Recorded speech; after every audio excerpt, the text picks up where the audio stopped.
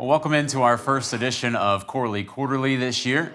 John Freeman joined by Vice President, Director of Athletics, Scott Corley. We're presented today by First Bank. And well, you're a man that's been quite in need in the last couple days. Lots of interviews we're talking about, and of course that massive press conference on Tuesday as Belmont joining the Missouri Valley Conference. And what has this week been like from the athletics department? It's a great week. It's a fun week as the AD, and what an exciting announcement Tuesday. It's been great to see how well received it's been on so many different levels. And I thought we did a great job executing it. Greg Sage did a great job getting the media to cover it, and it just speaks to where this university has been and where it wants to go. Because in a lot of ways this is clearly a university decision, but for us to be able to go to such a prestigious conference like the Missouri Valley that really aligns a lot with the things that are important to us, basketball-centric conference, certainly a higher level basketball in markets that are important, Chicago and St. Louis and things like that. So it's been a fun week, just sharing the story on how we got there and why we did the move. And obviously it's a massive move for the basketball programs, but how does it impact all the other sports at Belmont? Oh, it's a tougher conference and everything, but it also gives us more opportunities to get in to the NCAA tournament. Volleyball, I think, has had 2 teams into the NCAA tournament 15 out of the last 17 years. Men's soccer, they had a team make it to the Sweet 16 last year. So everybody's going to have to up their game, and it's across the board. Baseball, you name it, they're all going to be really good teams, really good programs. But like we've been saying, iron sharpen iron, and it's going to make us better. I think what was such a touching moment of the whole press conference was when you were telling your story of you started as an NAIA player here at Belmont. At one point, this program was a Division I independent, and now here they are 2 decades later in a really prestigious conference. What has that journey been like as a former player, as a former student, and now an administrator? Yeah, it's phenomenal. It's kind of hard to explain. I remember stepping on campus in 1986, Coach Bird's first year. We played in Stripling Gym, which was probably a high school, glorified high school gym. We didn't even have a weight room that was of any significance. And, but we with Coach Bird's leadership and a lot of really good other coaches and players around the program, and we were able to build upon it. And by junior year, I think we were ranked number 2 in the country in NAIA. So, but then to make the transition and to have the success, and really people don't realize it's hard to go, and most universities don't do it, go from NAIA straight to Division I. They usually go NAIA to Division II to Division I. So for us to make that decision and then to have success, and here we are 25 years later after making that move, to see all the success, all the things that have come about as a result of athletics, the new practice facility, various things. It's overwhelming, it's humbling, but I'm so proud to just be a part of it. And Dr. Greg Jones, the president of Belmont, was at the press conference and introduced the whole move to the MVC, and he gave you a new job title rather recently, Vice President, Director of Athletics, Scott Corley. What does that new title mean for your role here? Well, it means I'm an addition to the senior leadership team here at Belmont University, which is a great honor. I'm very humbled about that as well, to think that Greg saw enough in me in a short tenure. And it also speaks to how Greg values athletics, quite honestly, that he wanted someone, the athletic director, to be part of the senior leadership team for the entire university. So we're integrated, we're all working for the same thing. Not that we weren't before, but this allows me to have a seat at the table to make sure athletics interests are represented.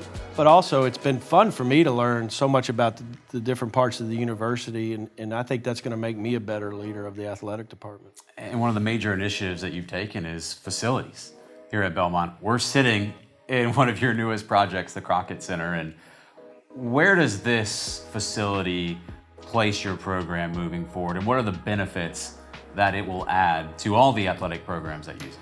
I think without this facility, I don't know if the Missouri Valley decision is as easy, quite honestly. But hopefully it's been a real shot in the arm for everyone in the athletic department, and particularly the teams that get to benefit from it the most. just not only in recruiting, but player development and things like that. So it's a game changer.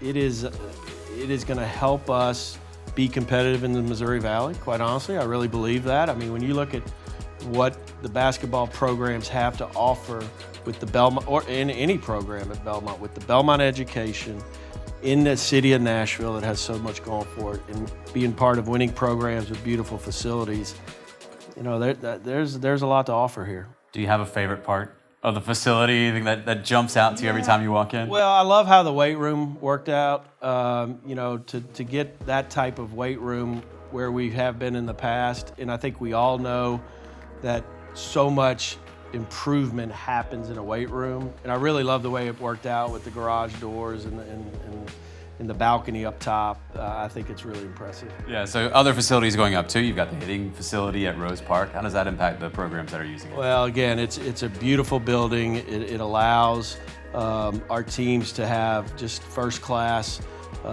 training opportunities with the hitting cage, you know, all the hitting bays down there. It gives them a space, team locker rooms, things like that on game day, which will make a big difference for them.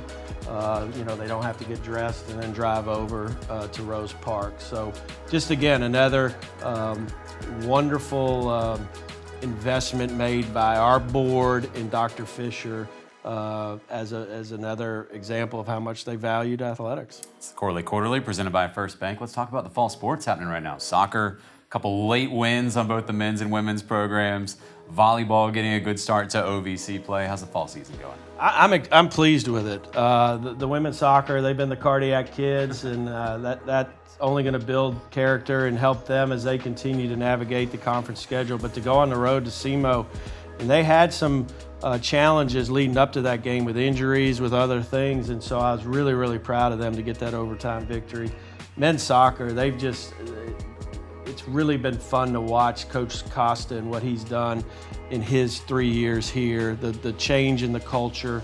They expect to win close matches now, and I really expect them to do some good things you know, as they go through their conference and get to the tournament. Volleyball, pleased with the progress. I mean, Caitlin, Coach Harrison, she's doing a great job. We told her from the beginning that this thing was going to take time to build this, you know, the right way. You know, get a winning culture, and she's doing a great job with that. And so I'm excited to see what they can do. So I'm really pleased with what's going on. Cross country, you know, they continue to train hard. Jeff Langdon does just a great job getting them ready. You know, their sport, it's such about peaking at the conference championship, and I fully expect them, both on the men's and women's, to be competitive once again in the OVC. And then lastly, looking forward to the basketball seasons, both men and women. It's got to be the most anticipated seasons for both programs, perhaps ever, coming up. We can see the men practicing to our left. They look ready to go. I'm sure you are too. Yeah, I agree with you. It's got to be the most highly anticipated, but we also got to keep our expectations in check. You don't want to get too far ahead of yourself, but it's lined up. I mean, with the talent both teams have returning, with the schedules they have in front of them, you know, if they can do what we expect them to do, it could be really, really fun. I think they're going to get a lot of national recognition, both schools. You know, maybe men's is a top 25 team in the preseason. That's never happened. That would be exciting and fun.